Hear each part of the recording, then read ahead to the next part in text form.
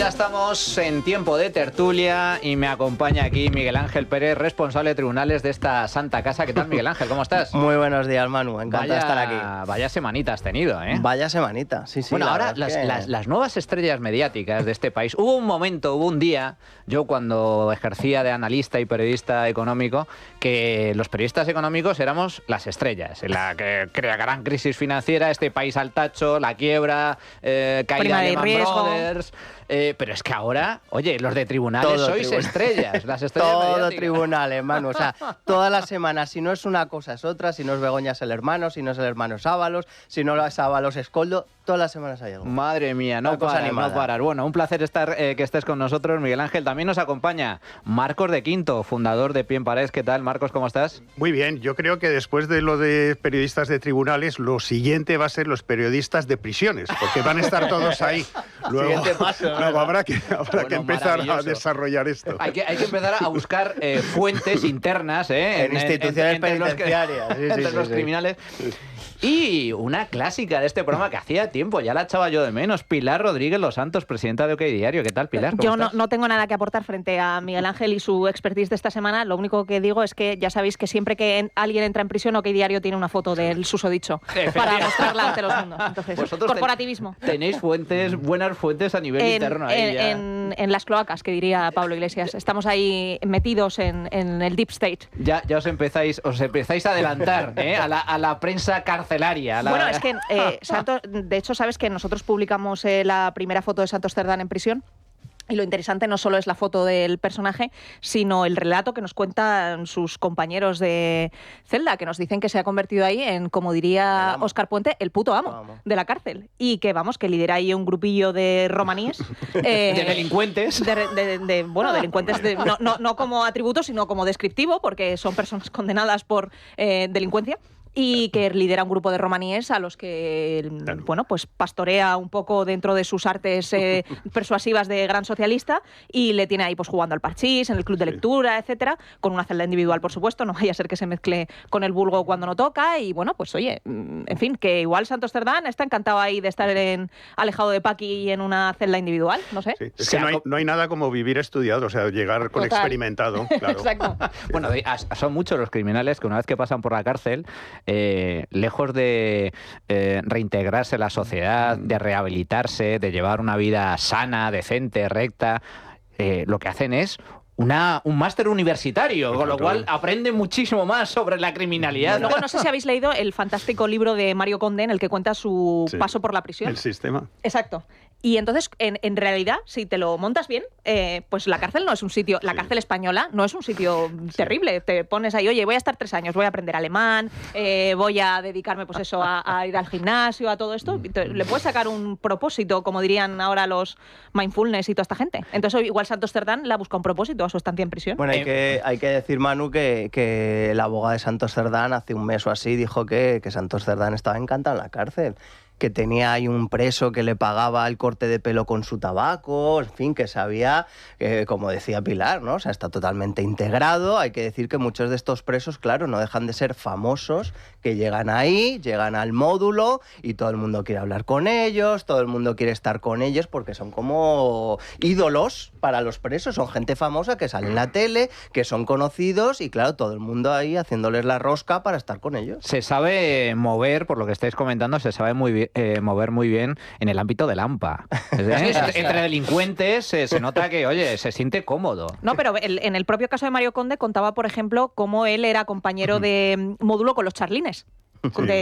Con los conocidos narcotraficantes de mi tierra, de las Rías Baixas. Se cumple 30 años de que publicó el sistema y bueno, hicimos el otro día en Pie en Pared un debate con él, con Girauta y también con Luis del Pino, que fue muy interesante y posiblemente lo vamos a poner en redes próximamente. Qué bueno. Pero muy interesante porque el tema es qué ha pasado hace 30 años, que era el sistema entonces, es decir, los medios ahora son distintos, son las redes, el poder económico, pues bueno, antes eran los bancos, ahora puede ser BlackRock, es decir, cómo ha evolucionado absolutamente también el poder político, antes eran los partidos, a lo mejor ahora es Davos. Entonces estamos viendo cómo ha evolucionado en estos 30 años desde que él escribió el libro El Sistema a cómo es ahora el sistema. Muy interesante. Qué bueno, qué interesante. De todas formas, Santos Cerdán, que parece ser que está muy cómodo en la cárcel, de hecho se ha publicado que cuenta con ciertos privilegios que no son habituales dentro del ámbito carcelario. Señoritas.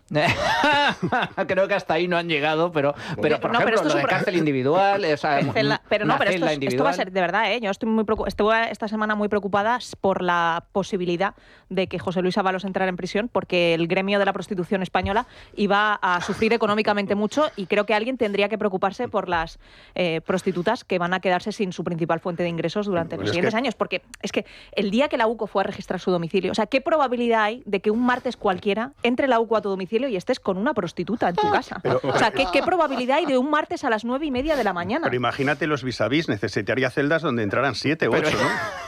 Digo. Hombre, él está acostumbrado, no se conforma con una. Según la investigación de la UCO, eran encuentros de 3, 4 señoritas. Si ves el informe de la UCO, a mí me abrumó, o sea, cómo Ábalos puede tener ese harén, o sea, porque claro, tenía las oficiales, las oficiosas y luego las prostitutas. Y estaba con varias a la vez, o sea, estaba por un lado con su exmujer a la vez, con Jessica a la vez, con otra que era amiga a la vez, más luego cada vez que tenía un viaje o un evento con las prostitutas con las cuales le gestionaban Koldo y su mujer, la mujer de Koldo, que es otro personaje que ha aparecido muy, pero que muy retratado en este último informe, porque parecía que Patricia Úriz pasaba por ahí y es que era la gestora directa de la prostitución de Ábalos junto a Koldo. O sea, que es una figura clave en toda esta historia. Mantenía, según el informe de la UCO, mantenía a 5 mujeres al mismo tiempo, con dinero en efectivo, utilizando a Koldo y a su exmujer. De hecho, la exmujer se encargaba de comprarle los regalitos. A las, como ella dice, a las zorras. A las zorras, exacto. Claro, es que todo esto está escrito, pero luego... Claro, la siguiente reflexión de esto es que cuando nos quejamos de que nuestros impuestos no van a sanidad y educación, en este caso sí han ido a educación, porque José Luis Ábalos pagó la carrera de Jessica con el dinero de las mordidas. O sea, la hizo dentista. Exacto, Oye, la ha sacado de la... ¿eh? Es Pretty Woman. O sea, en realidad Ábalos es nuestro Richard Gere. Es una historia de amor. Es una historia de amor preciosa que en vez de en Beverly Hills se produce en el Ministerio de Transportes del Gobierno de España, en el que sacan a una prostituta de las calles para convertirla en dentista en Murcia. Porque ahora ejerce en Murcia, además. Aprovecho para hacer gala de mi patria. Yo creo, de verdad, que todo lo que estamos descubriendo en los últimos 2 años da para varias películas. Pretty Woman, tía, buena. Total. Da para varias. Una es esta, y luego está, creo que esta ya está produciéndose. Santiago Segura está con la película número 6 o 7 de Torrante. El presidente o algo así. Pues que vamos, que está perfectamente inspirada en toda la trama que estamos conociendo. Bueno, hablábamos antes de Santos Cerdán, que sigue en la cárcel, pero que está solicitando, no se cansa de solicitar, su puesta en libertad. Todo apunta, ¿verdad? Esto es prisión provisional y esto, llegado a un punto, puede llegar a salir de la cárcel en cualquier momento, pero los que no han entrado todavía son Koldo García y José Luis Ábalos. Esta semana han comparecido ante el Tribunal Supremo precisamente a raíz de la información de la UCO, de ese último informe sobre el patrimonio de Ábalos. Pues el Tribunal Supremo, el juez instructor, los ha llamado a declarar para ver, ¿qué pasa con este dinero en sobres? Además, que no está justificado, no cuadra con la información que ha recibido el tribunal del Partido Socialista, y tanto Ábalos como Koldo se han negado a declarar. Se han negado a declarar ante el juez, y el juez no ha decidido ingresarles en prisión porque, no se dan las circunstancias. Primera valoración al respecto, Miguel Ángel. Bueno, lo primero que hay que decir es que, aunque no hayan entrado en prisión Ábalos y Koldo, eso no significa que no vayan a entrar en un periodo de tiempo razonable, a medio plazo, corto medio plazo. Había recorrido más que de sobra para que pudieran entrar en prisión. Nosotros ya publicábamos en Libertad Digital que la clave era la postura del fiscal jefe anticorrupción, Alejandro Luzón. Las acusaciones populares, por supuesto, pidieron prisión para ambos, pero todo pasaba por lo que opinara el fiscal. El fiscal finalmente pues entendió que el riesgo no era suficiente, el riesgo de fuga o destrucción de pruebas, para imponerle esa medida cautelar de prisión provisional, y simple y llanamente por esa cuestión no han entrado en prisión. Yo, desde luego, la información información que tenía es que el magistrado instructor sí veía recorrido para poder haber ingresado en prisión y, de hecho, por eso convocó la vistilla a medidas cautelares. O sea, ellos ya tenían medidas cautelares, que era la prohibición de salir del territorio, retirada de pasaporte y comparecencia quincenal. Después del último informe de la UCO, el juez vuelve a convocar vistilla de medidas cautelares porque él considera que hay margen para endurecer esas medidas cautelares y eso significaría el ingreso en prisión. Pero claro, si luego el fiscal no lo pide, que tiene un gran peso en esta historia, pues la labor del fiscal jefe anticorrupción Alejandro Luzón, por eso se han salvado. Muchos dicen, ¿por qué Ábalos y Koldo no han entrado en prisión y Santos Cerdán sí? Pues digamos que la gran diferencia es que a Santos Cerdán le pillaron con las manos en la masa. Es decir, le pillaron destruyendo pruebas y en ese momento pues no es que hubiera riesgo, es que estaba destruyendo pruebas. Entonces, como le pillaron, fue para adentro sí o sí. Estos han quedado al límite, pero esto no significa, Manu, que ya sabemos que la investigación de la trama Koldo en el Supremo está dividida en dos. Una, lo que es las adjudicaciones de obra pública a cambio de comisiones ilegales, y por otro lado, las Jessicas, dádivas de Ábalos y demás. Bueno, pues esa parte está ya a punto de cerrarse esa investigación. Entonces, no descartemos que cuando el juez procese a Ábalos y demás por esta historia, se convoque una nueva vistilla de medidas cautelares y antes de juicio Koldo y Ábalos puedan ingresar en prisión porque exista riesgo de fuga antes de la celebración del juicio. De hecho, una de las imágenes de esta semana es Koldo García entrando en el Tribunal Supremo con una bolsa. En previsión de lo que le pasó a Santos. El petate. Es que a Santos no se esperaba ingresar en prisión, No. Fue directamente a Soto del Real y tuvo que ir su mujer, ¿os acordáis la mujer? Que de hecho lo publicasteis vosotros en OK Diario, Pilar, la mujer que cobra una pensión por incapacidad. Por el pie, porque está coja. Pero Sí, vamos, pero Usain Bolt. Iba rapidita. Entre Usain Bolt y Paqui estaba ahí, el récord del mundo estaba ahí. Bueno, pues una de las imágenes era esa, Koldo con la bolsa de deportes y las mudas correspondientes por si acaso el juez decretaba su ingreso en prisión. Pero lo cierto es que finalmente no se ha producido. La prisión provisional, hay que recordar que es algo muy serio, solo se puede adoptar porque existe riesgo de fuga, porque hay posible destrucción de pruebas o por riesgo de reincidencia. Pero como bien comenta Miguel Ángel, el fiscal anticorrupción no lo ha solicitado. Además, se da la circunstancia de que Ábalos es diputado, lo cual es, digamos que un punto a su favor para evitar esa prisión provisional. En todo caso, el juez instructor, el señor Puente, dice que Ábalos podría tener dinero opaco en metálico a nombre de terceros, que no ha sido detectado por la investigación, y asegura que el riesgo de fuga es creciente. Y precisamente por eso, por el hecho de que Ábalos aún sea diputado, Puente, en ese auto, señala su estupor de que todavía siga siendo miembro del Parlamento. Y esto ha generado una polvareda tremenda. Pilar y Marcos. Bueno, primero una breve cuestión sobre Santos Cerdán.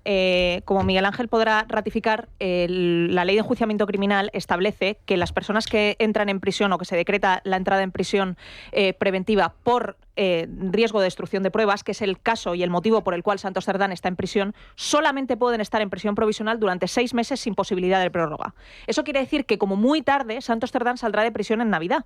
Y el que salga de prisión no va a significar que de repente la investigación ha descubierto que no tiene nada, que es lo que va a decir la sincronizada. Vamos a tener 4 editoriales de Silvia Inchaurrondo. Bueno, vamos a empezar. Silvia Inchaurrondo, Javier Ruiz, Cintora, Pepa, bueno, sí, en corrido de televisión española, diciendo que se ha terminado la investigación, lawfare, fachosfera, toda la movida, que Pedro Sánchez dando una rueda de prensa, ¿quién nos va a pedir perdón a nosotros?, etcétera, etcétera. Entonces, cuando eso pase, la gente tiene que saber que no es que Santos Cerdán de repente se haya descubierto que es inocente, es que la ley impide que pase más tiempo en prisión que los 6 meses que se establecen y que se cumplen en Navidad. Por lo tanto, efectivamente, Santos Cerdán va a salir de prisión en las próximas semanas y eso no quiere decir nada respecto a su inocencia.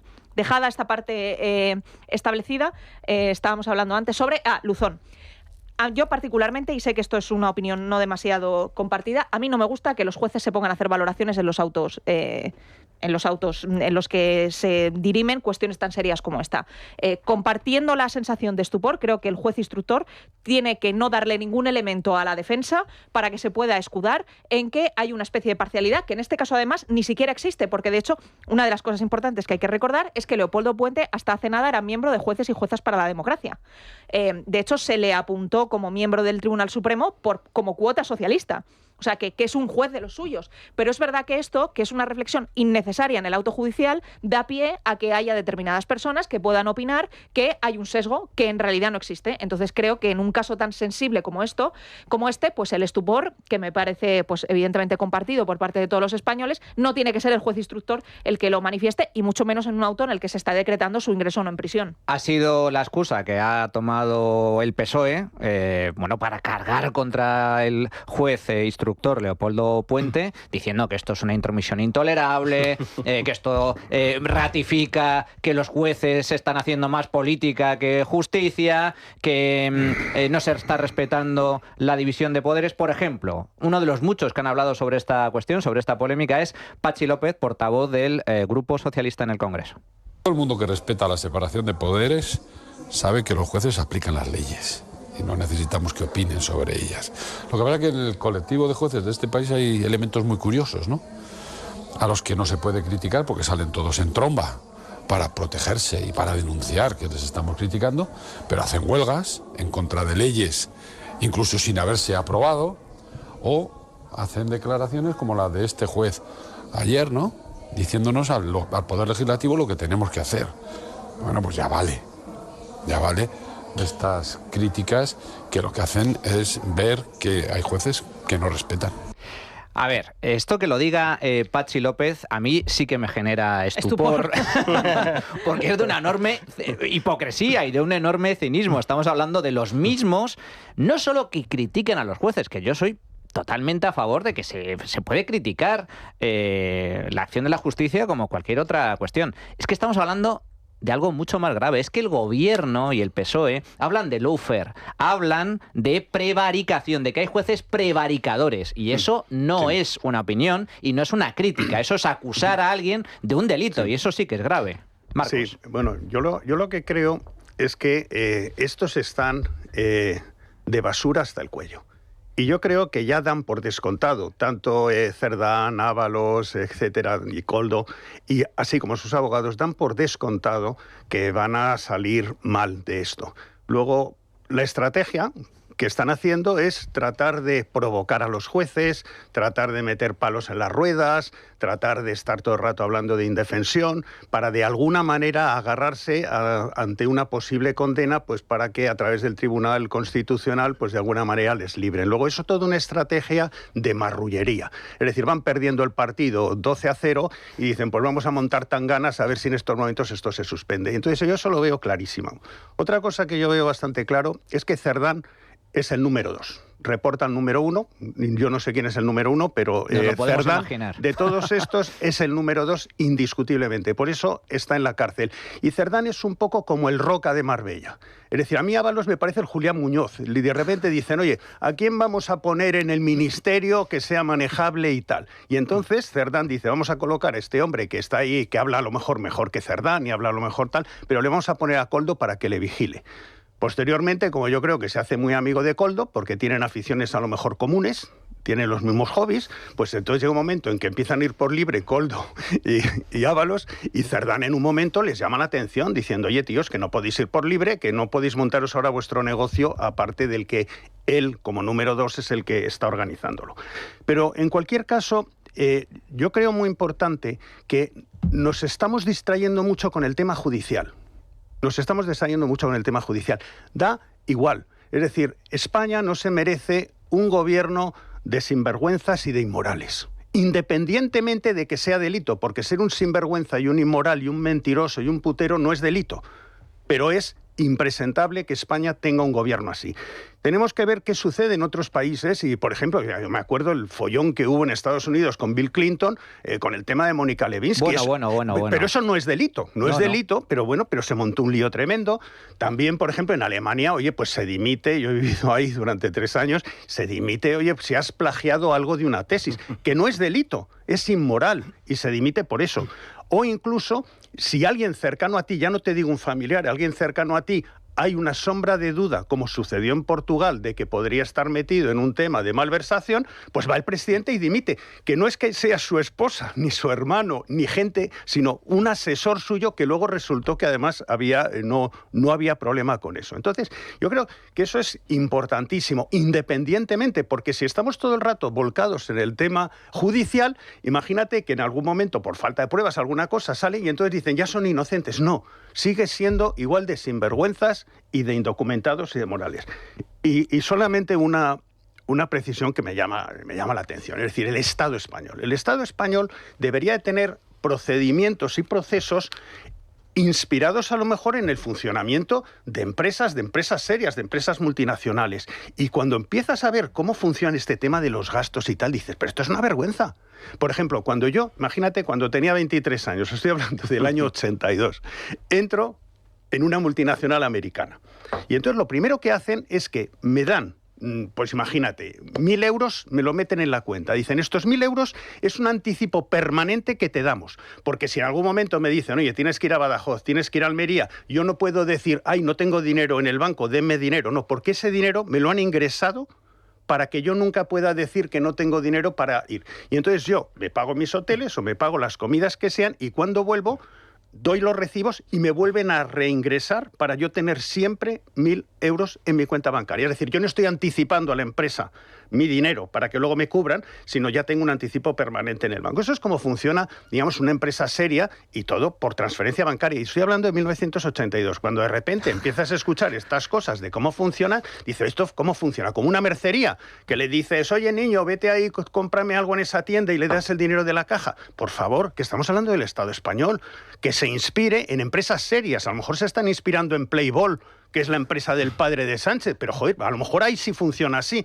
pero seamos serios. Un poco más en Playboy. Y otra última cosa, que esto lo saqué y que es tremendo. Es decir, cuando la empresa te da algo, es una retribución en especie. Es decir, si la empresa te está, como a 2 ministros del gobierno español en estos momentos, les ha dado 2 pisos, donde yo resulta que tengo uno y lo tengo alquilado por 8.000 euros al mes, pues ellos a lo mejor no están pagando por eso. Me parece muy bien que no paguen estos 2 ministros el alquiler equivalente a 8.000 euros al mes en el edificio donde yo tengo un piso, pero que se lo reconozcan como retribución en especie y que, aparte de su sueldo, digan, tribute. Esto es lo que usted ha ganado de mensualmente y esto es lo que usted ha recibido en especie. Tribute por ello. Y eso es lo que se tendría que hacer. Eso lo hacen las empresas serias y yo me encantaría que el Estado español fuese serio, tanto como una empresa, y se inspirara y hiciera las cosas bien como deberían de hacerse. No solo no tributan por esos pagos en especie, sino que ni siquiera tributan por muchas de las dietas, es decir, por parte de su sueldo. No, por ninguna dieta. Por ninguna de las dietas. Por ejemplo, los diputados que son de fuera de Madrid tienen una retribución adicional sobre la que están exentos del pago de IRPF. Es que esta es la gran mentira de los salarios del Congreso y del Senado. En las Cortes Generales todos los diputados tienen un salario base, que son 3.000 y poco euros. Y eso es lo único por lo que tributan, por los 3.000 y poco euros. Pero no cobran 3.000 y pico, pero no cobran mucho más. Porque luego tienen complementos de, si forman parte de una comisión y son vocales, un poquito más. Si son miembros de la mesa, un poquito más. Si son presidentes de comisión ya, ni te cuento cuánto más.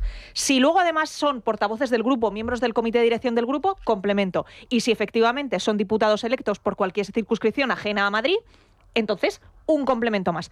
Todos esos complementos ajenos al salario base no tributan.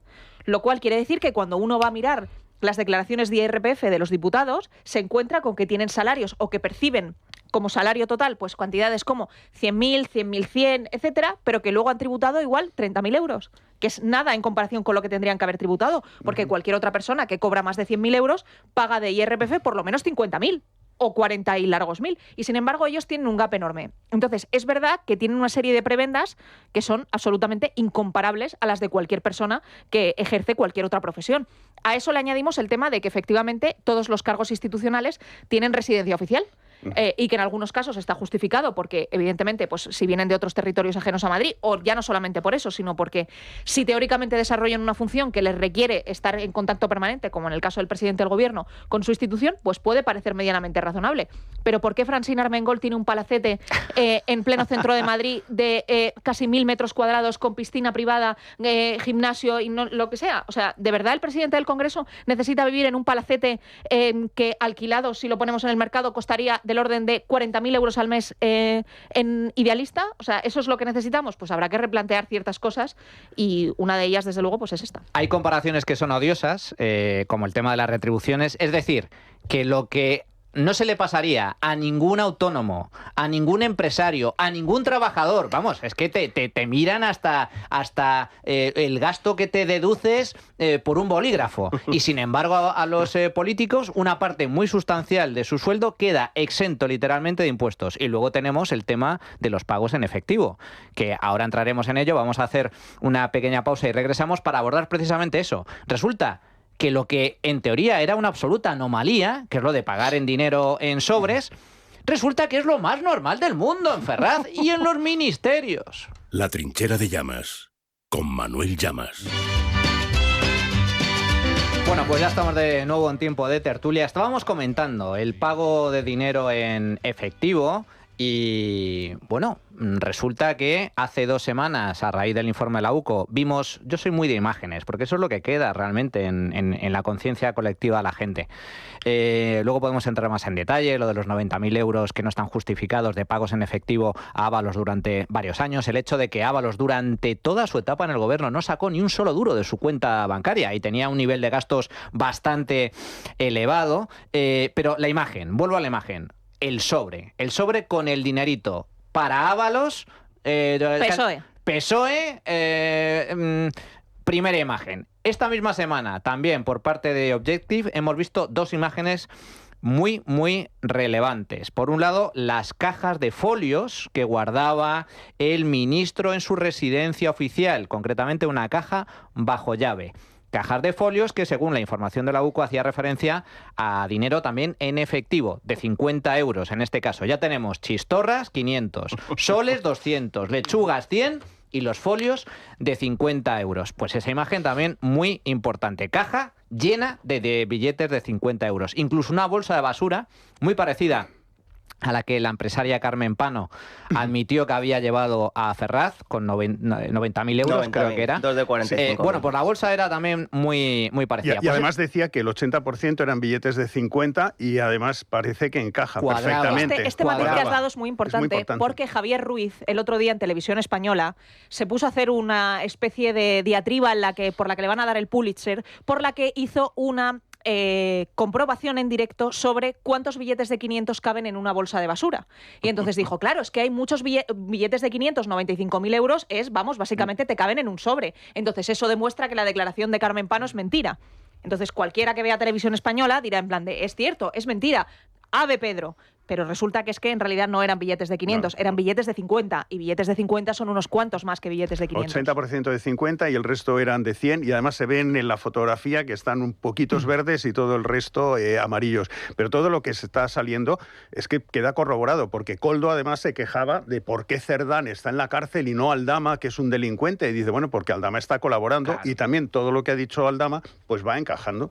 Y es que además, o sea, el tema de las imágenes, insisto, es muy importante, muy revelador, porque, a ver, ¿quién no, ¿qué ciudadano en España no tiene una caja llena de billetes de 50, una bolsa de basura llena de billetes de 100 y 200 en su casa guardado en un armario? En realidad eso es muy libertario. Es muy libertario. Yo creo que en realidad Ábalos estaba pujando, ¿sabes? Estaba, que como es el único hombre español que queda en el PSOE, pues estaba virando ideológicamente y quería huir del control de la hacienda pública y por lo tanto pues estaba haciendo pues eso, un alegato a favor del curso del dinero en efectivo. Bueno, claro, es que estos sinvergüenzas han pasado durante muchísimo tiempo diciendo en el Congreso de los Diputados, al mismo tiempo que le daban esos sobres de dinero, diciendo que había que prohibir casi prácticamente el curso del dinero en efectivo, porque claro, que es que ¿a quién conocen ustedes, decía la portavoz del PSOE, que tenga más de 1.000 euros en efectivo en su domicilio?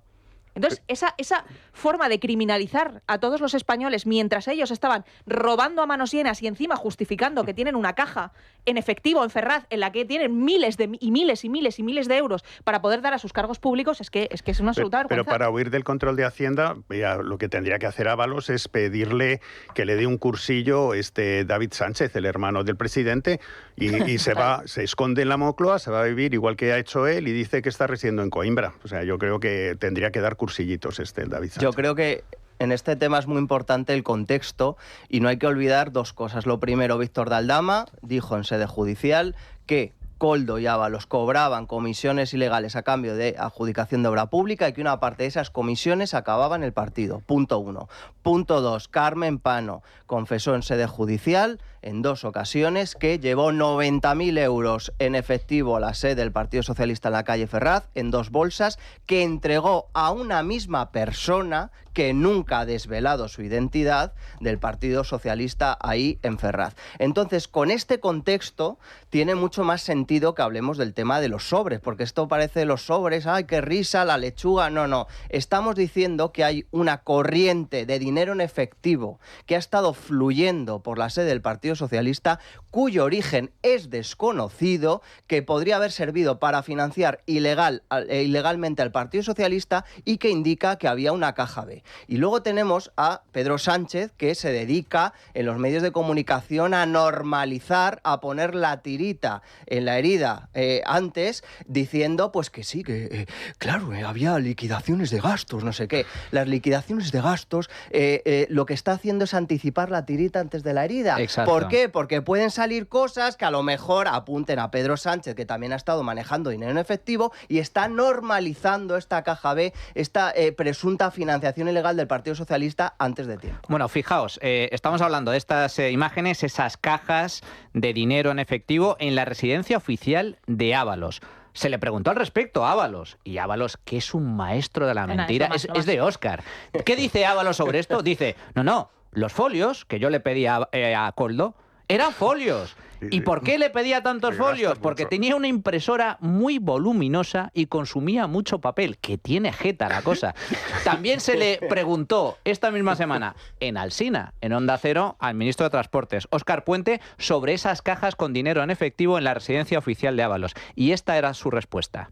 Entonces le pregunto por si le ha sorprendido la existencia de estas cajas con folios, como eufemísticamente se conocen los billetes de 50 euros, y las bolsas de plástico con dinero. Si eso no es desconcertante para una persona que tiene esa... Vamos a ver, yo no he visto ninguna bolsa con dinero, ni... Yo le digo... No digo que las ha visto usted al llegar. Digo, por la explicación que le ha dado, sí le digo que esa casa tiene un despacho con su impresora, con su ordenador y demás, y claro, hay folios. Eso es lo que le digo. Más no le puedo decir. ¿Pero ha visto usted la foto de la mesa? No. ¿Con las cajas de dinero? Por ver si se corresponde con la mesa que hay en el... ¿Dónde se ha publicado eso? Es que la pregunta creo que es pertinente.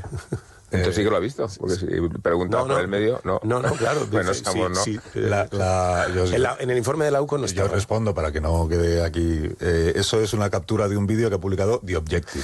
Pues nada más que decir, señoría. Nada más que decir, señoría. No sé, yo creo que Óscar Puente tiene todo el derecho del mundo a llevar su línea de defensa del partido y, oye, pues ya cada uno que valore si esas son palabras que puede decir un ministro o no. Insisto, para su parroquia, y aquí hemos hablado muchas veces de este tema, es muy efectivo. Por lo tanto, oye, como nosotros no somos el público objetivo al que se dirige Óscar Puente, pues no vamos a valorar qué es lo que dice.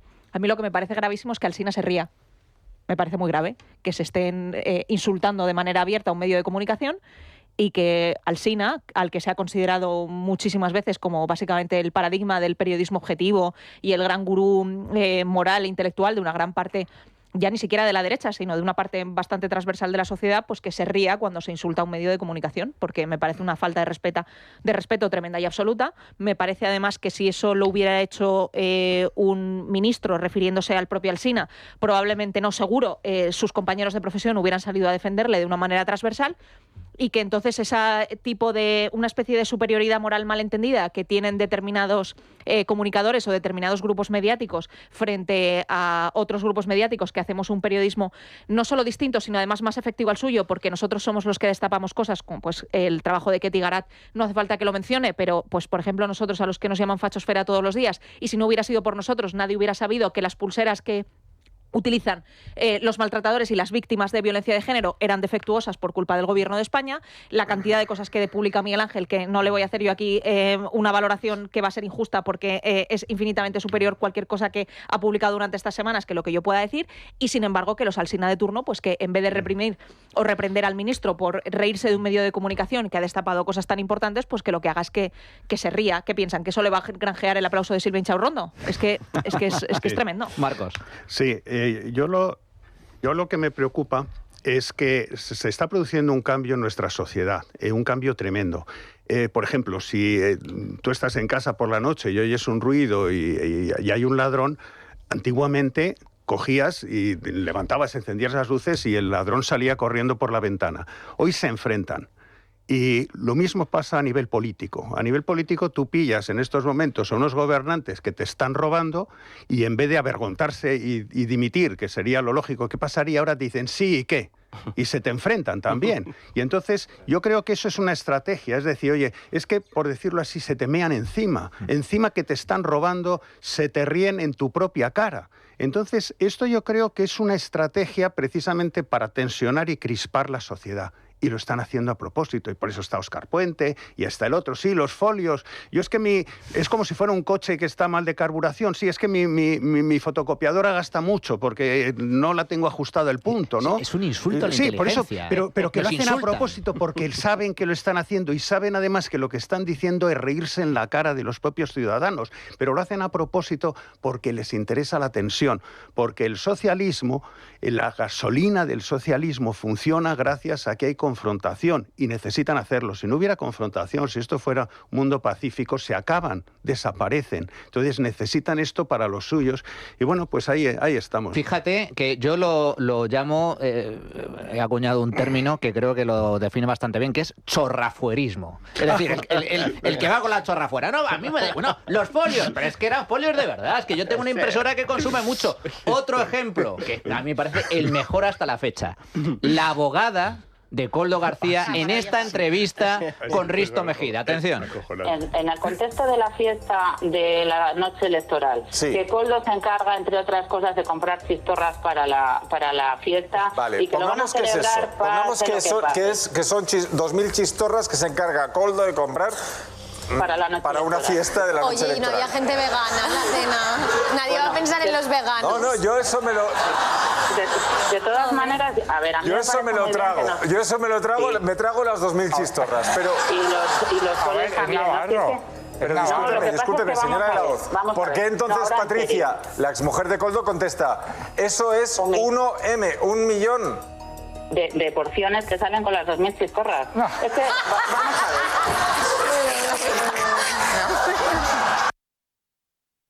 Esto es historia de la televisión. Esto es historia de la televisión. La abogada de Koldo sobre las 2.000 chistorras que, según la investigación de la UCO, le entregó Ferraz a la mujer, al propio Koldo. Y le dice Koldo a la mujer, oye, que en Ferraz nos han dado 2.000 chistorras. Y dice la exmujer de Koldo García, haciendo cuentas, eso es 1M, en referencia a 1 millón.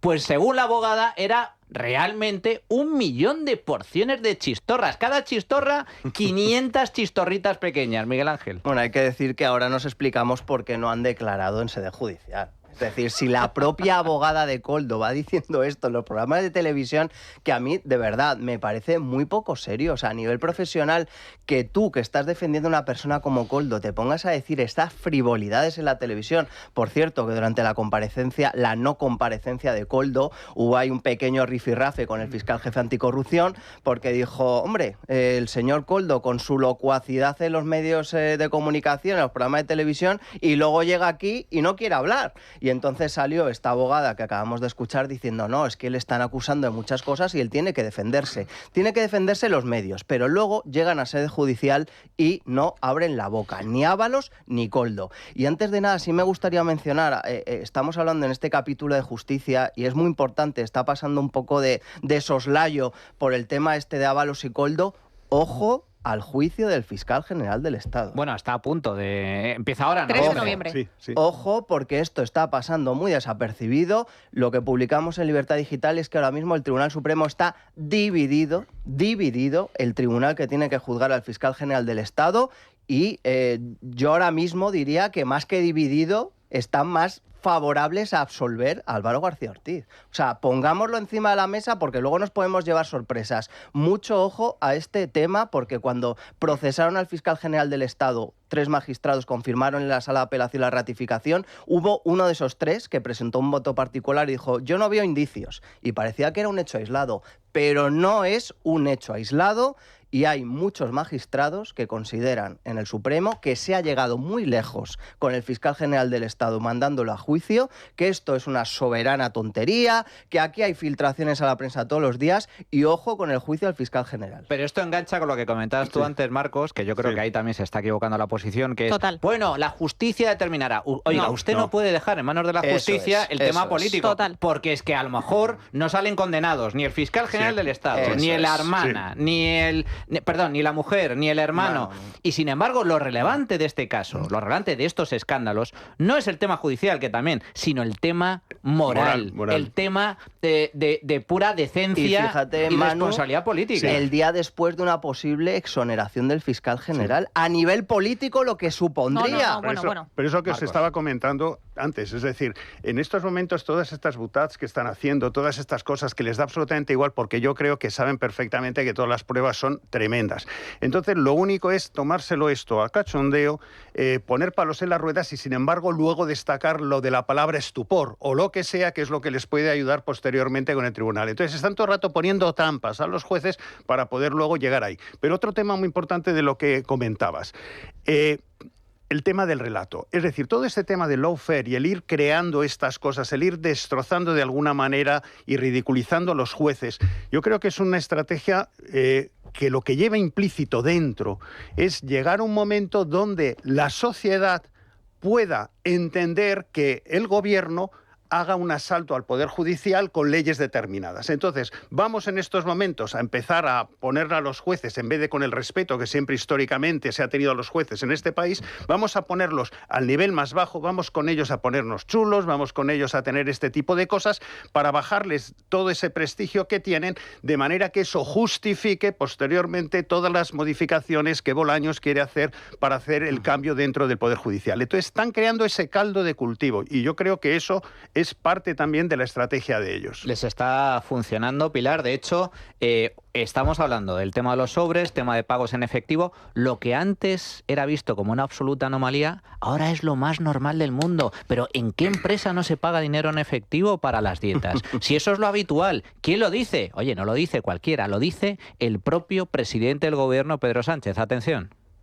¿Por qué se hacían pagos en efectivo? Bueno, pues como hacen todas las empresas. En fin, sí, pero el pago en efectivo, el dinero metálico, es muy susceptible de irregularidades, de que se cuelen por ahí irregularidades. Bueno, pero yo estoy convencido de que en toda empresa, también en la suya, si se coge un taxi o, en fin, lo que hay son liquidaciones de gasto que uno tiene cuando hace ¿Usted viajes. recibió este tipo de liquidaciones de gasto en su momento, en su trayectoria en el Partido Socialista? Pues mire, yo como secretario general del Partido Socialista no era algo habitual en mí, pero seguro que en alguna ocasión pues he tenido ese tipo de liquidaciones de gasto. Marcos y Pilar. Sí, yo lo que creo es que lógicamente está siendo sincero Pedro Sánchez, porque lógicamente toda su experiencia empresarial pues tiene que ver con su mujer y seguramente que en las saunas todo se manejaba con dinero en efectivo. Seguro. Y por eso pues lógicamente es el pobre hombre, si solamente eso ha sido su experiencia empresarial, pues habrá tratado de exportarla al Partido Socialista. Lo que yo quiero decirle a Pedro Sánchez es que eso no es normal. Lo que él ha visto durante todos estos años en las saunas y el dinero del que ha podido vivir a título lucrativo, digamos, pues no es así, eso no es la normalidad. Pero ahora el presidente del gobierno dice que es lo más normal del mundo, que él pues también ha cobrado en efectivo. Lo ha reconocido Óscar Puente en esa misma entrevista con Alsina. Ha dicho que en su propio ministerio pagan también en efectivo las dietas y que no pasa nada, que es perfectamente legal. Pero si el problema no es que paguen o no en efectivo, que por supuesto es un problema, pero el problema en real no es que paguen o no en efectivo, el problema es de dónde viene el dinero en efectivo con el que el Partido Socialista está pagando a sus cargos. Porque es muy probable que efectivamente estén satisfaciendo las dietas o que estén pagando esas dietas con dinero en efectivo, pero el tema es ese dinero, ¿de dónde viene? ¿Ese dinero viene de las mordidas que le dan empresarios como Carmen Pano? Porque claro, si Carmen Pano está yendo a la planta segunda de Ferraz a entregar dinero en efectivo, será porque es costumbre ir a la planta segunda de Ferraz a entregar dinero en efectivo. Porque claro, si no, en vez de ir a Ferraz, se lo hubieran dado directamente a Koldo, a Ábalos, que era el corrupto, por decirlo de alguna forma, o al Lama. Pero ¿por qué van a Ferraz a darlo? ¿Será porque hay algún tipo de costumbre? Y siguiente. Esto sería tan sumamente sencillo como que si hay una acusación tan grave como que se está dando dinero en efectivo que puede venir de mordidas, el Partido Socialista diga, mira, es que todos los meses sacamos 5.000 euros en efectivo para poder hacer frente a las liquidaciones de gastos de los altos cargos, porque hay la costumbre en este partido de toda la vida de que esto se hace en efectivo y por lo tanto pues lo seguimos haciendo. Entonces, resguardo de dinero. Estas son las veces que hemos sacado dinero en efectivo con la que se ha satisfecho todas las pagos a los altos cargos socialistas. Pero claro, esto no ha ocurrido. De la misma forma que no ha ocurrido que se hayan presentado los tickets con los cuales se reembolsa ese dinero, porque si le estás dando 3.000 euros a Ábalos, tú puedes decir, mire, es que Ábalos me ha presentado este ticket en el que se fue a comer con Jessica, con Rosa y con no sé qué, pero como lo hizo en calidad de secretario de organización del Partido Socialista, yo le reembolso este ticket o esta factura. Esto no pasa. Entonces, como no pasa, pues se generan dos dudas razonables, que es, primero, en calidad de qué se le está dando este dinero, y también a Koldo, en calidad de qué se le está dando este dinero a Koldo, porque lo normal, por cierto, es que si se incurre en gastos, quien incurre en gastos sea Ábalos y Ábalos pague los gastos de todos los demás y se le reembolsen a él, o sea que haya una única devolución. Y segundo, y muchísimo más importante, es de dónde sale ese dinero en efectivo y quién es la persona que ha entregado ese dinero en efectivo en Ferraz y cómo justifica Ferraz disponer de una, literalmente, caja B. Esa es la clave del asunto, porque comentábamos antes, vamos a ver, ¿qué sentido tiene dar dinero en efectivo? Es decir, ¿me está usted diciendo que desde Ferraz mandan a un empleado todos los días al banco a sacar dinero en efectivo para luego dárselo en sobres a los altos cargos porque no hacen la transferencia directamente? Pero que vamos a suponer, con los justificantes. Vamos a suponer que es cierto.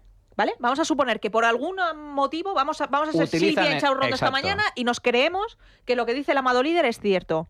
Es tan fácil como decir, oiga, mire, aquí están las retiradas de efectivo que justifican los que se pague. Los justificantes. Claro, exacto. Si es que es muy fácil de justificar, y si no lo justifican, pues será que es injustificable. Pues en el informe de la UCO lo que viene a corroborar es que parte de esos pagos en efectivo no estaban justificados documentalmente.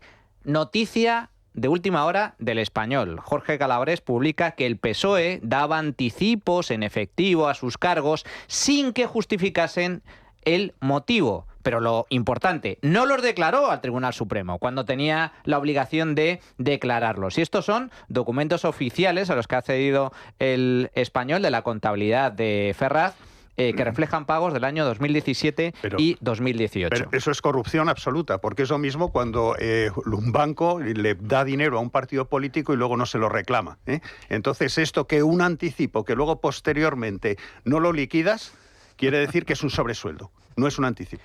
Esto es muy importante. Esto es muy importante. Es muy relevante, efectivamente. Y por cierto, esto mismo se produjo durante un momento concreto de la historia del Partido Socialista, donde su entonces tesorero, en este caso, era el responsable financiero de Ferraz, justo cuando empieza a descubrirse la trama, cuando la trama avisa a Ferraz y concretamente a Pedro Sánchez de que estaban siendo investigados, resulta que, oh casualidad, donde colocan al tesorero del PSOE, lo quitan de la tesorería del partido y lo colocan en una empresa pública con el mejor sueldo de toda la administración, cerca de 250.000 euros. Nos estamos refiriendo a ENUSA, que es la empresa pública responsable de la gestión del uranio en España. Esto huele fatal, Miguel Ángel. Sí, huele fatal, Manu, y yo creo que todavía hay muchísimas incógnitas que no se han resuelto con el tema de Carmen Pano. O sea, es decir, Carmen Pano está imputada por la trama hidrocarburos. Es decir, no estamos hablando ya solo de la trama Koldo, es la trama hidrocarburos, donde se ha movido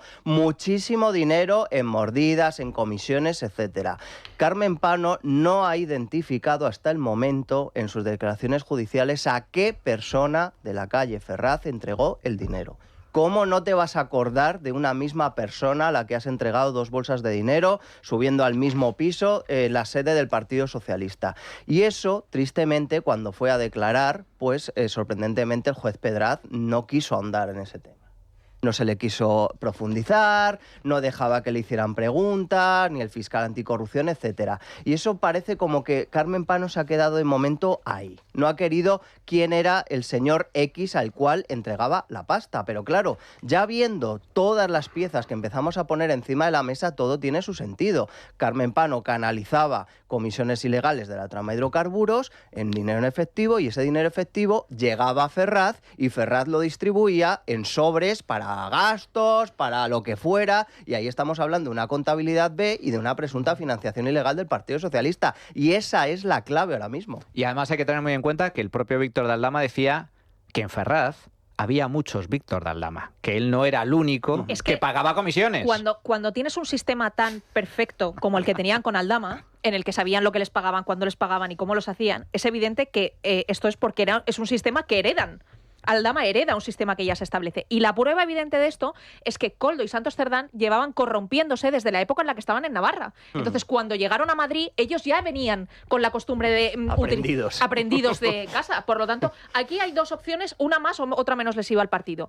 Que en realidad simplemente sea que haya una rama de corrupción navarra que casualmente ha ascendido a Ferraz y entonces se ha heredado esto, cosa altamente improbable, o dos, que es que efectivamente existiera una corrupción sistémica y estructural en el Partido Socialista que simplemente los secretarios de organización sucesivos han ido heredando. Por cierto, un dato no menor. Veamos qué pasa judicialmente también con la nueva secretaria de organización, con Rebeca Torró. Cuidado. Porque Rebeca Torró adjudicó 600.000 euros a la principal empresa de la trama cuando era consellera de Ximo Puig. Entonces es que igual no hay dos sin tres. En fin, oye, hay que recordar que yo es que nunca he creído en las casualidades y aún menos en política. Qué casualidad que Pedro Sánchez... Oye, en el Peugeot, en el que recorría media España por todas las sedes para recuperar la Secretaría General del partido, estaba acompañado de Santos Cerdán, hoy en la cárcel, de José Luis Ábalos, imputado, y de Koldo García, también imputado. Oye, hay que tener mala suerte con la elección de los responsables, ¿eh? Y de la mujer y del hermano. Sí, pero bueno, yo hay otro de los temas que yo creo que también habría que ver es todo lo que estaba pasando con la AECID, que es el USAID de aquí nacional, porque la todo Agencia de Ayuda al Desarrollo. Efectivamente, porque oye, todo esto, Honduras, para las mujeres con perspectiva climática o de género y tal, 600.000, 800.000 euros, y probablemente de eso que llegue a esas ONGs, porque una vez que se envía a esas ONGs se pierde absolutamente la pista. Imagínate que esas ONGs le envían 800.000 euros, se quedan con 50.000 y 750.000 lo envían a una cuenta bancaria que puede volver aquí a España en efectivo. Entonces, lo que estamos viendo cuando yo escucho lo de 90.000 euros en una bolsa, digo, si es que eso no es nada. Comparado con la cantidad de dinero que está saliendo sin nada de control ahí fuera, y luego aparece en la casa en Perú de Ábalos y este tipo de cosas. Entonces, y todos los viajes del hijo de Ábalos, que cuando no sé si ha hecho 17 viajes a distintos países de ahí, que es lo que hay que seguir. Entonces, esto de aquí es casi como lo de Al Capone, que al final ya a lo mejor le pillan por los 90.000 de la bolsa de plástico de Ferraz, pero el problema es que a los españoles nos están robando por todos lados. Y si no quieren que yo diga esto, pues oiga, transparencia, vamos a hacer una auditoría a todas las ONGs fuera de España a las que se le ha dado dinero, y que se haga esto, una comisión del Congreso de los Diputados, que se viaje, que se vea, que vean que siguen existiendo esas ONGs, porque dentro de 5 años tú vas a hacer una revisión de qué pasó con ese dinero y en qué se ha utilizado, y han desaparecido, ya no están, se han cambiado de nombre, etcétera. Entonces eso sí habría que hacer, comisión en el Congreso de los Diputados, para que todos los partidos políticos de alguna manera nombren un agente y con la UCO pues vayan a los distintos países simplemente a informarse de qué ha pasado con ese dinero, si ha llegado al objetivo que en ese momento se dijo. Fíjate, Marcos, que me la pones votando, porque luego, al terminar la tertulia, vamos a tener una sección con Rubén Arrán donde vamos a tratar Fiadelso, la fundación de Ábalos y el dinerito que recibía y hacia dónde iba dirigido. Pero eso va a ser después. Ahora vamos a hacer una pequeña pausa y regresamos con el tiempo de tertulia para analizar, y además tengo aquí a Pilar, que es una experta en materia electoral, la última encuesta del CIS. Pero antes, una recomendación. Una recomendación. Descubra la nueva hipoteca inversa. Entre en buenavidasenior.com y consiga un estudio comparativo gratuito para su caso concreto en solo 4 clics. buenavidasenior.com. La trinchera de llamas. Es Radio. Bueno, pues ya estamos de vuelta en tiempo de tertulia. Por cierto, a todos los que les guste la música que ponemos en el programa, recuerden que tenemos una playlist en Spotify donde está toda la música del programa, todas las canciones que suenan en este programa, que ya tenemos más de 13 horas de canciones y de música. Señores, hablemos de encuestas, hablemos de demoscopia, porque esta semana ha habido nueva encuesta electoral del CIS y atención a la encuesta de Tezano. Resulta que el CIS otorga al PSOE 15 puntos, no 1 ni 2, 15 puntos de ventaja sobre el Partido Popular, que casi empata en intención de voto con el PP. El porcentaje de votos para el PSOE, 34,8%, casi el 35%, muy superior a la base, al suelo, que se suele decir, del PSOE, de 30% de los votos. En el caso del PP sacaría el 19,8% de los votos, pero atención, muy importante, el ascenso brutal de Vox, que se situaría muy cerquita, con el 18% de los votos. Bueno, esta es la encuesta del CIS, todos sabemos la manipulación que existe sobre la encuesta del CIS, no es la primera vez que manipula las encuestas, además el trabajo de campo de este último barómetro se realizó coincidiendo curiosamente con la publicación del informe de la UCO, es decir que, en fin, por esa regla de 3, a más escándalos, cuando Ábalos y Koldo entren en la cárcel, vamos, el PSOE tendrá mayoría absoluta. Pero dicho lo cual, y esto me gustaría, en esto me gustaría enfocar la tertulia, aparte del resultado del CIS, ¿qué hay de fondo? Pilar, tú que eres una experta en esta materia, porque lo que sí es cierto es que todo apunta, por un lado, a que el PSOE se mantiene, no está perdiendo votos, y sin embargo, el que empieza a pasar un poquito mal es el Partido Popular. A ver, hay varias cuestiones. Primero, sobre el CIS. El CIS, para que una encuesta, una microclase de encuestas, para que una encuesta sea representativa, en la muestra que obtiene la encuesta, es decir, el volumen de personas a las que se pregunta, tiene que tener un porcentaje de recuerdo de voto, es decir, de personas que digan que votaron en las elecciones anteriores, el mismo porcentaje de personas dentro de esa muestra que el porcentaje que se votó antes. Me explico con un ejemplo que será más claro.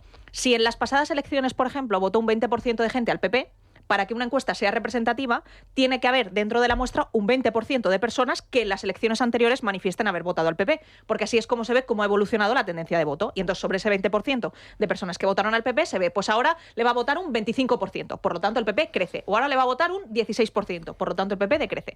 Así es como se ve que una encuesta se hace.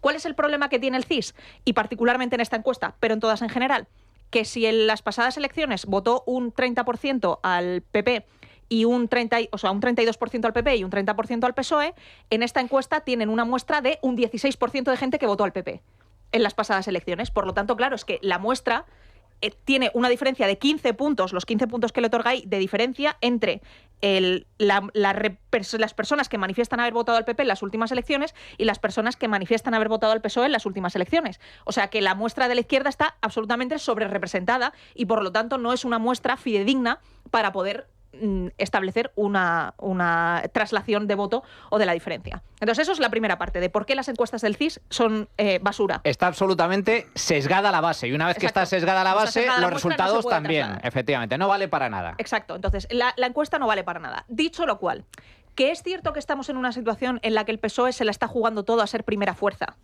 con independencia de que su bloque pierda estrepitosamente las elecciones, para justificar que Pedro Sánchez se pueda quedar incluso como líder de la oposición. Eso es cierto. O sea, el Partido Socialista está jugando a eso. Es a matar y a asfixiar completamente al PSOE.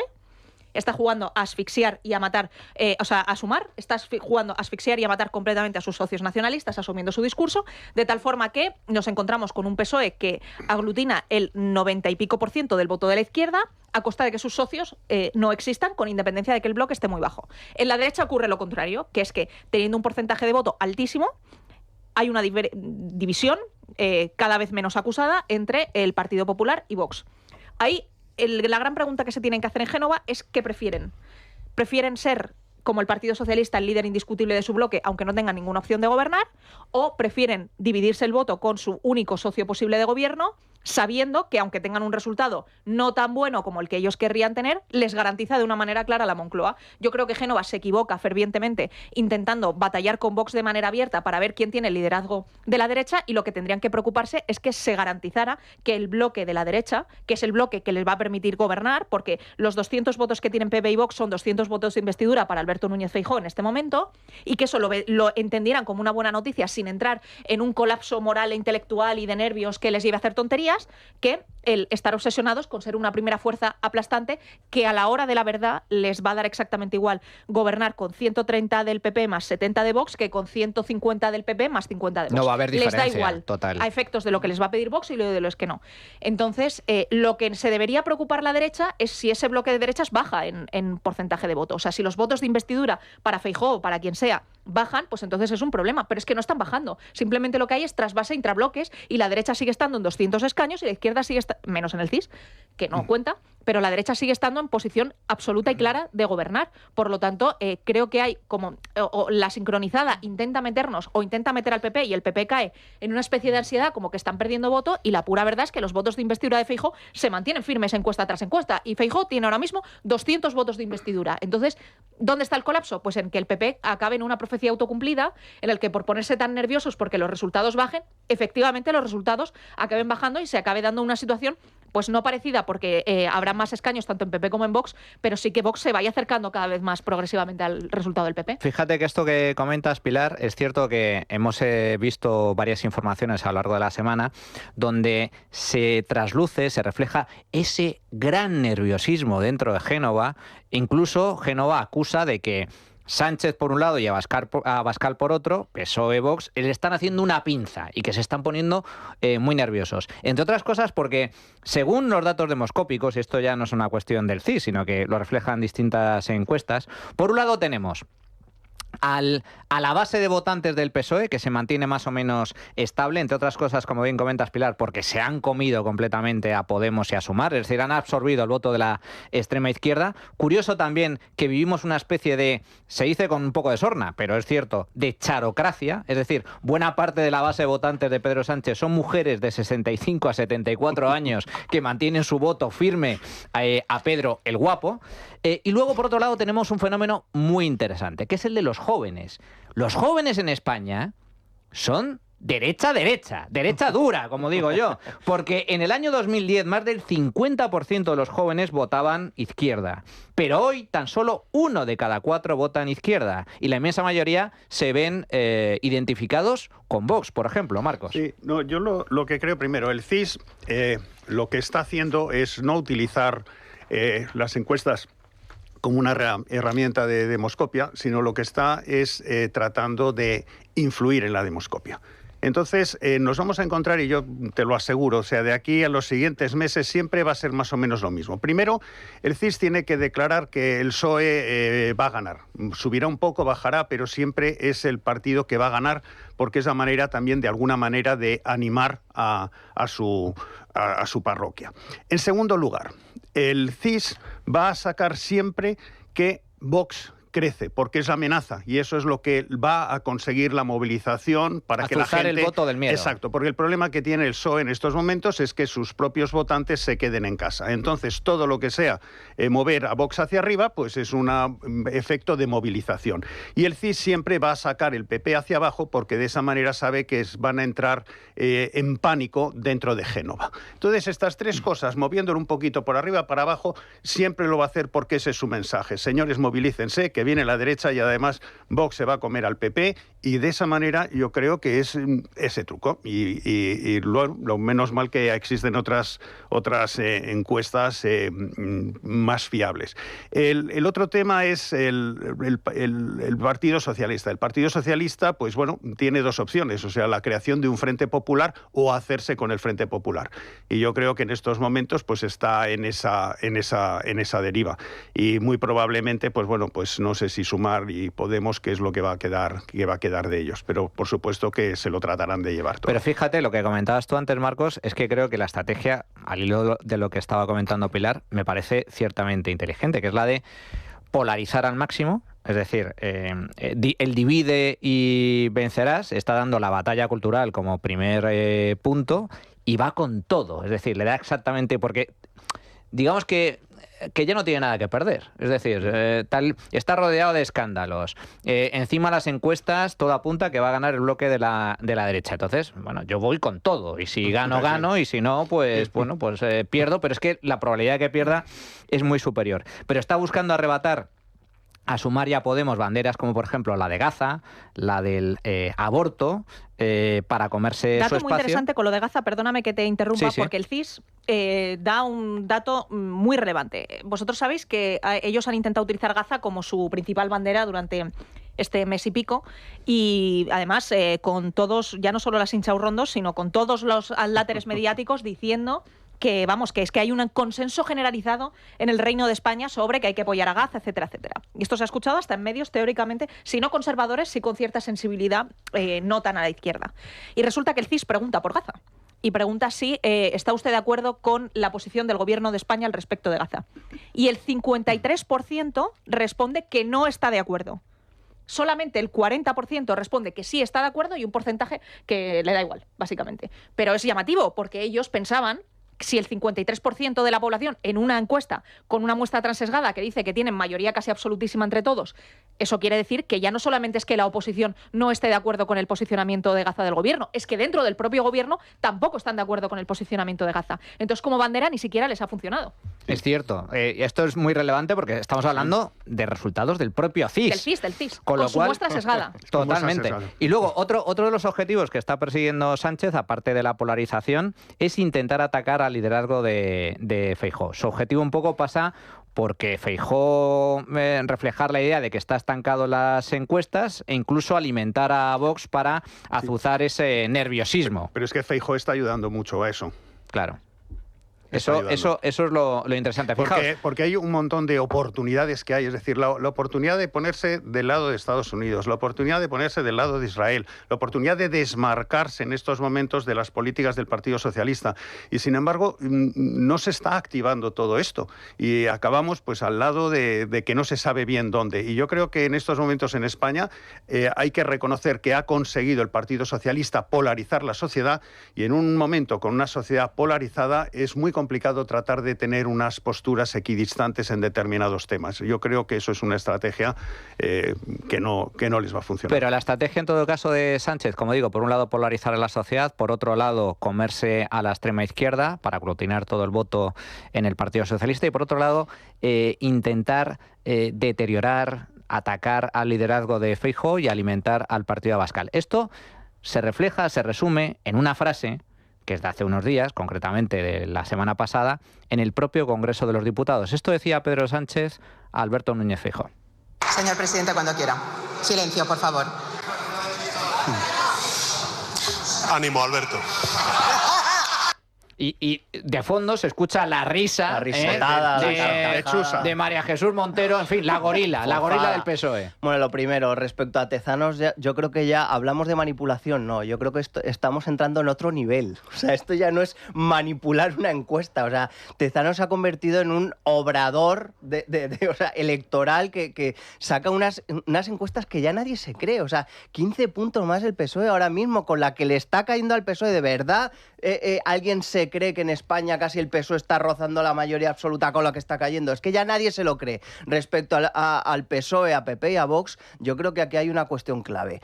PSOE y Vox tienen una táctica, tienen una estrategia que ejecutan. Es un equipo que tiene unas directrices y que sale a los partidos con las ideas muy claras de lo que busca y lo que quiere y tal. Y yo, en cambio, esa firmeza, esa claridad a la hora de jugar el partido del PP, pues a veces no la veo. O sea, yo creo que a veces el PP tiene dudas, un varón autonómico dice una cosa, otro dice otra, no se ve un rumbo claro, tienen todavía complejos en algunas cosas. Es verdad que en otras cosas han cambiado con el tema de la inmigración, por fin ya empiezan a ver que existe un problema en España que hay que atajar, y por decirlo no eres un xenófobo, un racista, unista. O sea, yo creo que hace falta un poquito más de que el PP tenga mano izquierda y que tenga un poco más de gancho. O sea, mano con izquierda, lo que hay, yo diría, más que mano izquierda, mano derecha. Mano derecha, o sea, con lo que hay, o sea, nunca ha tenido un partido de la oposición más motivos que ahora para estar todo el día machacando al gobierno. El gobierno más progresista de la izquierda y el más feminista, y están todo el día hablando de prostitutas, de mujeres, de no sé qué. O sea, el transporte, con este Óscar Puente, nunca ha estado peor el transporte en España. ¿Por qué no están los portavoces del PP todos los días machacando en los medios de comunicación, en el Congreso, en el Senado, todos los días de forma machacona? ¿Cuál es el referente ahora mismo de PP en materia de justicia? O sea, en un momento en el que la justicia es clave, a mí me gustaría saber quién es el referente, el portavoz de justicia del PP, y que no esté todos los días dando caña. Perdona, pero una cosa, es que la verdad, si tú fueras la alternativa al gobierno, Manuel, y dijeras, voy a hacer una lista de mis deseos para poder gobernar. Dices, oye, pues por ejemplo, que no haya crecido la economía entre 2019 y 2025, que siga siendo el mayor tasa de paro que vaya de Europa.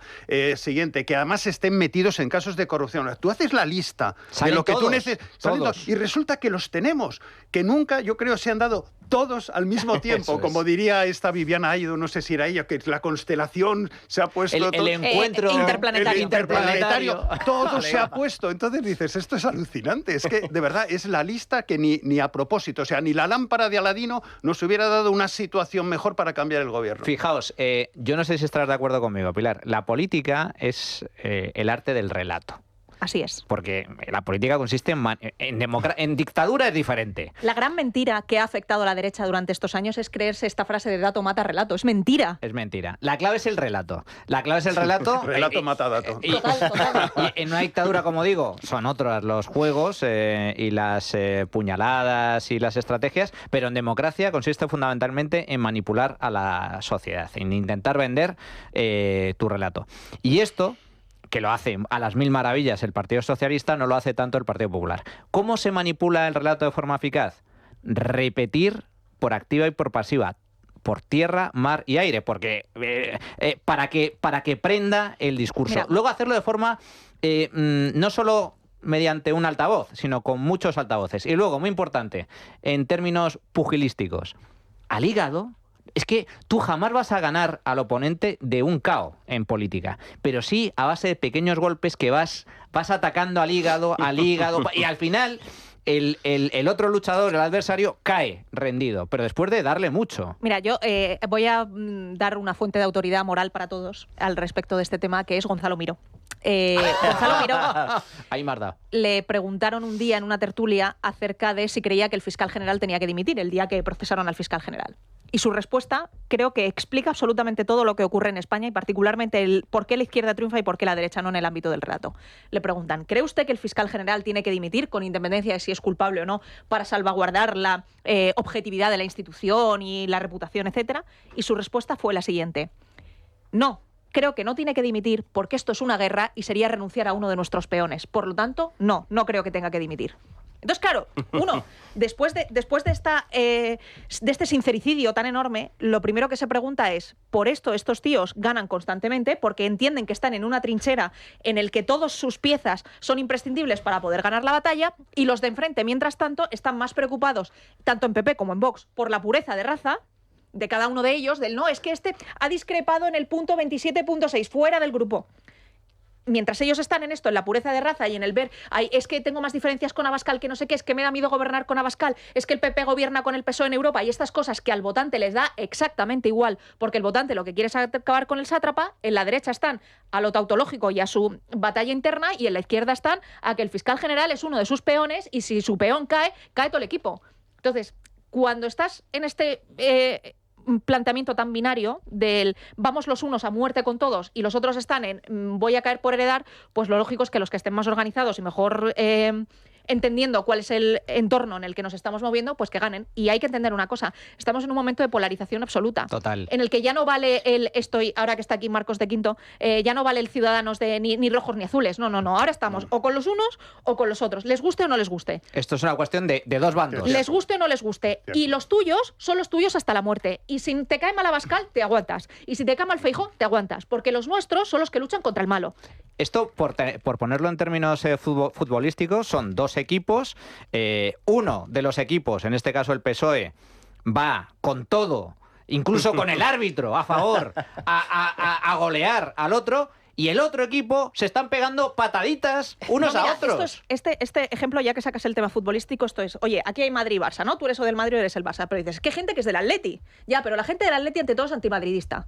Y por lo tanto, como es ante todo antimadridista, sabe que si tiene que ir con uno o con otro, cuando hay un Madrid-Barça, la gente del Atleti va con el Barça. Pues esto es lo que hay. Entonces, como ante todo vas contra el Madrid, en el término futbolístico, si ante todo vas contra Pedro Sánchez, te da exactamente igual quiénes sean los que te acompañan, porque todos contribuyen a la causa de acabar con Pedro Pedro Sánchez. Y si esto la izquierda lo entienden a la perfección, es incomprensible que en el momento, como decía Marcos, en el que hay una conjunción interplanetaria de escandalazos tremendos, la derecha no entienda que es más importante lo que les une, que es el rechazo al contrario, que lo que les separa dentro, que son tonterías. Y luego a mí me da la sensación que Sánchez y el PSOE conoce muchísimo mejor más a su votante que el Partido Popular o la derecha. Se ha visto, por ejemplo, comentábamos antes a micrófono cerrado, el caso de Gaza.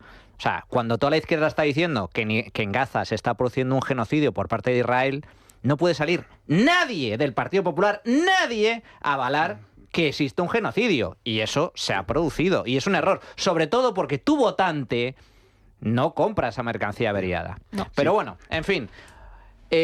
¿Cuál ha sido el resultado de la tuit encuesta, Adrián? Pues hoy preguntábamos a nuestros oyentes qué opinan de estos pagos en efectivo del PSOE a sus altos cargos. En nuestra cuenta @trincherallamas damos las siguientes opciones, que eran normal, esto es para gastos, es financiación ilegal o esto tan solo es la punta del iceberg de todo lo que hay detrás. Pues un 68% cree que esto es tan solo la punta del iceberg y que veremos mucho más a lo largo de estos meses, y también vamos a escuchar lo que nos han dejado los oyentes.